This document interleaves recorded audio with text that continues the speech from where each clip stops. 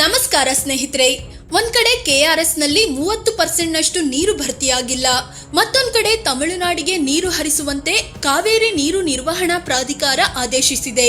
ಈಗ ಎಲ್ಲ ರಾಜಕಾರಣಿಗಳು ರೈತರ ಬಾಯಲ್ಲಿ ಬರ್ತಿರೋದು ಒಂದೇ ಹೆಸರು, ಅದು ಮಾಜಿ ಸಿಎಂ ಸಾರೆಕೊಪ್ಪ ಬಂಗಾರಪ್ಪ. ಅವರನ್ನ ನೋಡಿ ಕಲೀರಿ ಅಂತ. ಹಾಗಾದ್ರೆ ಬಂಗಾರಪ್ಪರನ್ನ ಕಾವೇರಿ ಹೋರಾಟಗಾರರು ನೆನೆಯೋದ್ಯಾಕೆ ಅಂತ ಸಿಎಂ ಇರ್ಬೇಕು ಅಂತ ಕೊರಗ್ತಿರೋದ್ಯಾಕೆ? ಬಂಗಾರಪ್ಪ ಸಿಎಂ ಆಗಿದ್ದಾಗ ನಡೆದಿದ್ದಾದ್ರೂ ಏನು? ನೀರು ಬಿಡದ ಕಾರಣಕ್ಕೆ ಬಂಗಾರಪ್ಪರ ಪಟ್ಟವೇ ಹೋಯ್ತಾ? ಎಲ್ಲವನ್ನ ಈ ವಿಡಿಯೋದಲ್ಲಿ ಹೇಳ್ತೀವಿ. ಅದಕ್ಕೂ ಮುನ್ನ ನೀವಿನ್ನು ನಮ್ಮ ಚಾನಲ್ಗೆ ಸಬ್ಸ್ಕ್ರೈಬ್ ಆಗಿಲ್ಲ ಅಂದ್ರೆ ಈಗಲೇ ಆಗಿ ನಮಗೆ ಸಪೋರ್ಟ್ ಮಾಡಿ. ನಿಮ್ಮ ಬೆಂಬಲ ನಮಗೆ ತುಂಬಾ ಮುಖ್ಯ. ಕಾವೇರಿ ಒಡಲಲ್ಲಿ ಇರಲಿಲ್ಲ ನೀರು, ಆದ್ರೂ ನೀರು ಬಿಡಲು ಬಂದಿತ್ತು ಆದೇಶ. ಅದು 1991. ಸಾರೆಕೊಪ್ಪ ಬಂಗಾರಪ್ಪ ಸಿಎಂ ಆಗಿ 1 ವರ್ಷ ಆಗಿತ್ತು. ಈಗಿನ ರೀತಿಯಲ್ಲೇ ಕಾವೇರಿಯ ಒಡಲಲ್ಲಿ ನೀರು ಇರಲಿಲ್ಲ. ಹೀಗಾಗಿ ಕಾವೇರಿ ಪ್ರಾಧಿಕಾರದ ಲೆಕ್ಕಾಚಾರದಷ್ಟು ನೀರು ಬಿಡಲು ಆಗ್ತಿರ್ಲಿಲ್ಲ. ಅದೇ ಟೈಮ್ನಲ್ಲಿ ತಮಿಳುನಾಡಿನಲ್ಲಿ ಜಯಲಲಿತಾ ಸಿಎಂ ಆಗಿದ್ರು. ಹೀಗಾಗಿ ಅವರು ಕರ್ನಾಟಕ ಸರಿಯಾಗಿ ನೀರು ಬಿಡ್ತಿಲ್ಲ. ಇದರಿಂದ ತಮಿಳುನಾಡಿನಲ್ಲಿ ಬೆಳೆಗಳು ಒಣಗ್ತಿವೆ. ನಮಗೆ ಬರ್ಬೇಕಾದ ನೀರನ್ನ ಹರಿಸುವಂತೆ ಕರ್ನಾಟಕಕ್ಕೆ ಹೇಳ್ಬೇಕು ಅಂತ ಪ್ರಾಧಿಕಾರದ ಮುಂದೆ ಹೋದ್ರು. ಆಗ ಕಾವೇರಿ ನದಿ ನೀರು ನಿರ್ವಹಣಾ ಪ್ರಾಧಿಕಾರ ಕರ್ನಾಟಕ ಮತ್ತು ತಮಿಳುನಾಡು ಎರಡೂ ಕಡೆಯ ವಾದ ಆಲಿಸಿ 205 TMC ನೀರು ಬಿಡುಗಡೆ ಮಾಡಿ ಅಂತ ಆದೇಶ ಕೊಡ್ತು. ಪ್ರಾಧಿಕಾರದ ಆದೇಶಕ್ಕೆ ಡೋಂಟ್ ಕೇರ್. ನೀರು ಬಿಡದಂತೆ ಬಂಗಾರಪ್ಪ ಸುಗ್ರೀವಾಜ್ಞೆ. ಪ್ರಾಧಿಕಾರ ಆದೇಶ ಕೊಡ್ತು ಅಂತ ಕೂಡಲೇ ಬಂಗಾರಪ್ಪ ನೀರು ಬಿಡ್ಲಿಲ್ಲ. ಆಗ ವಿಧಾನಸಭೆ ಅಧಿವೇಶನ ನಡೀತಿತ್ತು. ಆದೇಶವಾದ ಮರುದಿನ ಕಾವೇರಿ ಬಗ್ಗೆ ಸದನದಲ್ಲಿ ಚರ್ಚೆ ನಡೀತು. ಸದನದಲ್ಲಿ ಮಾತನಾಡಿದ ವಾಟಾಳ್ ನಾಗರಾಜ್, ರಕ್ತ ಬೇಕಿದ್ರು ಕೊಡ್ತೀವಿ, ಕಾವೇರಿ ಬಿಡಲ್ಲ ಅಂತ ಹೇಳಿದ್ರು. ರೈತ ಸಂಘದ ಪ್ರೊಫೆಸರ್ ನಂಜುಂಡಯ್ಯ ಮಾತನಾಡಿ, ಪ್ರಾಧಿಕಾರದ ಆದೇಶ ಕೇವಲ ಆದೇಶ ಅಷ್ಟೇ, ಅದು ತೀರ್ಪಲ್ಲ. ತೀರ್ಪನ್ನು ಪಾಲಿಸಬೇಕಾಗುತ್ತೆ, ಆದ್ರೆ ಆದೇಶವನ್ನು ಪಾಲಿಸೋಕೆ ಆಗಲ್ಲ ಅಂತ ಹೇಳಲು ರಾಜ್ಯ ಸರ್ಕಾರಗಳಿಗೆ ಅಧಿಕಾರ ಇದೆ ಅಂದ್ರು. ಇವೆಲ್ಲವನ್ನು ಕೇಳಿದ ಬಂಗಾರಪ್ಪ ಮರುದಿನವೇ ಕ್ಯಾಬಿನೆಟ್ ಸಭೆ ಕರೆದ್ರು. ಪ್ರಾಧಿಕಾರದ ಆದೇಶವನ್ನ ಪಾಲಿಸೋಕೆ ಆಗಲ್ಲ ಅಂತ ಸುಗ್ರೀವಾಜ್ಞೆ ತಂದು ಬಿಟ್ರು.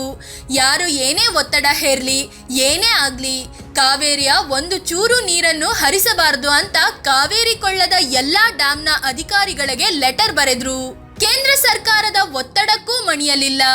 ರೈತರ ಬಂದ್ಗೆ ಸಿಎಂ ಆದವರೇ ಜೈ ಅಂದ್ರು. ಹೌದು, ತಮಿಳುನಾಡು ಸರ್ಕಾರ ಕರ್ನಾಟಕ ಸರ್ಕಾರದ ನಿರ್ಧಾರದ ವಿರುದ್ಧ ಸುಪ್ರೀಂ ಕೋರ್ಟ್ ಮೆಟ್ಟಿಲೇರ್ತು. ಆಗ ಕೇಂದ್ರದಲ್ಲೂ ಕಾಂಗ್ರೆಸ್ನದ್ದೇ ಸರ್ಕಾರ ಇದ್ದು PV ನರಸಿಂಹರಾವ್ ಪ್ರಧಾನಿ ಆಗಿದ್ರು. ಕೇಂದ್ರ ಸರ್ಕಾರ ಕೂಡ ತಮಿಳುನಾಡಿಗೆ 205 TMC ನೀರು ಬಿಡುವಂತೆ ಮಾಡಿದ್ದ ಪ್ರಾಧಿಕಾರದ ಆದೇಶವನ್ನೇ ತನ್ನ ಗೆಜೆಟ್ನಲ್ಲಿ ಹೊರಡಿಸಿತು. ಈ ಮೂಲಕ ಕರ್ನಾಟಕದ ಮೇಲೆ ಒತ್ತಡ ಹೇರೋಕೆ ಟ್ರೈ ಮಾಡ್ತು. ಆದ್ರೆ ಬಂಗಾರಪ್ಪ ಇದಕ್ಕೆಲ್ಲ ತಲೆ ಕೆಡಿಸ್ಕೊಳ್ಳಿಲ್ಲ. ಬದಲಿಗೆ ತಮಿಳುನಾಡು ಸುಪ್ರೀಂ ಕೋರ್ಟ್ನಲ್ಲಿ ಸಲ್ಲಿಸಿದ್ದ ಅರ್ಜಿಗೆ ಕೌಂಟರ್ ಆಗಿ ರಾಜ್ಯ ಸರ್ಕಾರದ ಕಡೆಯಿಂದಲೂ ಅರ್ಜಿ ಸಲ್ಲಿಸಿದ್ರು. ಅಧಿಕಾರಿಗಳು ಹೋರಾಟಗಾರರಿಗೆ ಕಾವೇರಿ ನೀರು ನಮ್ಮದು, ನಮಗೆ ಕೊರತೆ ಇರುವಾಗ ತಮಿಳುನಾಡಿಗೆ ಅವರು ಕೇಳಿದಷ್ಟು ನೀರು ಕೊಡಲು ಸಾಧ್ಯವೇ ಇಲ್ಲ, ನೀವು ಧೈರ್ಯವಾಗಿರಿ, ನಿಮ್ಮ ಪಟ್ಟು ಬಿಡಬೇಡಿ ಅಂತ ಹೇಳ್ಬಿಟ್ಟಿದ್ರು. 1991 ಡಿಸೆಂಬರ್ 13ರಂದು ಕಾವೇರಿ ನೀರಿಗಾಗಿ ರೈತರು ನೀಡಿದ್ದ ಬಂದ್ಗೆ ಬಾಹ್ಯವಾಗಿ ಬೆಂಬಲಿಸಿದ್ರು. ದಂಗೆಗೆ ತಿರುಗಿತು ಪ್ರತಿಭಟನೆಯ ಬೆಂಕಿ. ಬಂಗಾರಪ್ಪನವರ ಅಧಿಕಾರಕ್ಕೆ ಬಂತು ಕುತ್ತು.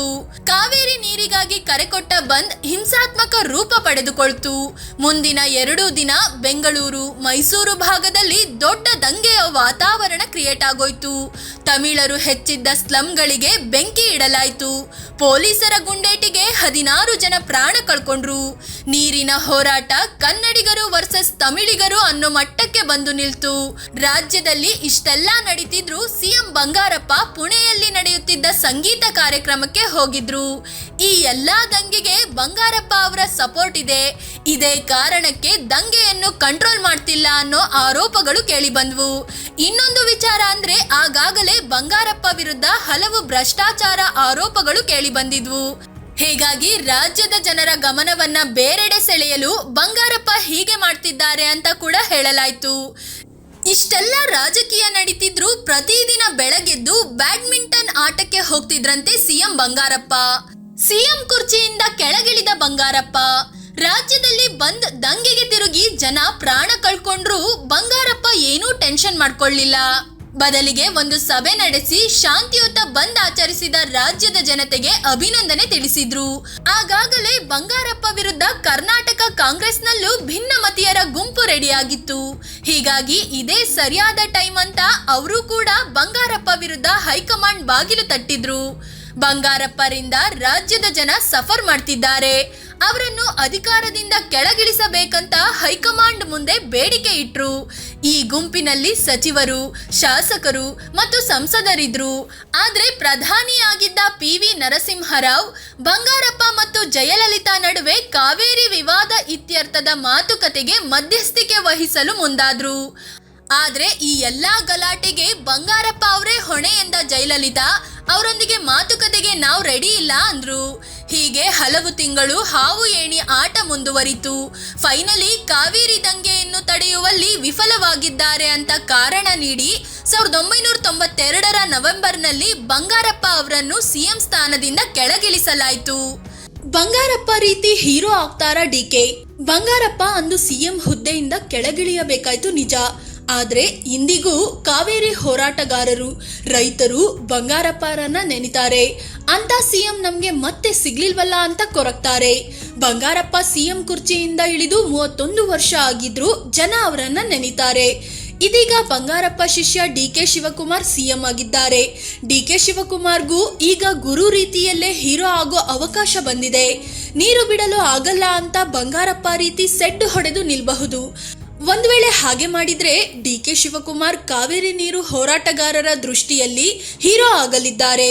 ಹೀಗಾಗಿ DK ಶಿವಕುಮಾರ್ ಯಾವ ನಿರ್ಧಾರ ತಗೊಳ್ತಾರೆ ಅನ್ನೋದು ಕುತೂಹಲ ಮೂಡಿಸಿದೆ. ಸ್ನೇಹಿತರೆ, ಇದು ಬಂಗಾರಪ್ಪ ಕಾವೇರಿ ನೀರಿಗಾಗಿ ಸುಗ್ರೀವಾಜ್ಞೆ ಹೊರಡಿಸಿದ್ದು ಕಾವೇರಿ ಹೋರಾಟಗಾರರ ದೃಷ್ಟಿಯಲ್ಲಿ ಹೀರೋ ಆದ ಕತೆ. DK ಶಿವಕುಮಾರ್ ಕೂಡ ಇದೇ ನಿಲುವನ್ನ ಅನುಸರಿಸಬೇಕಾ? ಕಾಮೆಂಟ್ ಮಾಡಿ ನಿಮ್ಮ ಅಭಿಪ್ರಾಯ ತಿಳಿಸಿ. ಹಾಗೆ ನೀವಿನ್ನು ನಮ್ಮ ಚಾನಲ್ಗೆ ಸಬ್ಸ್ಕ್ರೈಬ್ ಆಗಿಲ್ಲ ಅಂದ್ರೆ ಈ ಕೂಡಲೇ ಆಗಿ ಪಕ್ಕದ ಗಂಟೆ ಗುರುತಿನ ಮೇಲೆ ಕ್ಲಿಕ್ ಮಾಡಿ. ಧನ್ಯವಾದ.